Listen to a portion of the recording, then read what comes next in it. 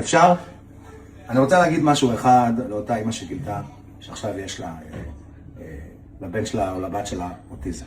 הם אוטיסטים, הוא אוטיסט, היא אוטיסטית, ואין בזה שום דבר נורא. אני רוצה להגיד לך בתור מישהו שעובד עם בוגרים. אחד, הייתי בחתונות, הייתי במעברי דירה, בסיומי תואר, הייתי בבריתות.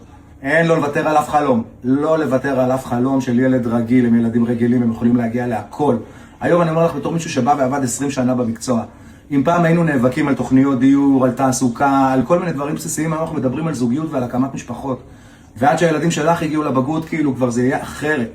זה כבר לא החלום ושברו, פשוט צריך לבוא ולשנות טיפה את הצורת חשיבה, עם קצת רצון וקצת יכולת, גם פיל. אז אני אומר, גם בקטע הזה אפשר לבוא ולא לוותר על אף חלום.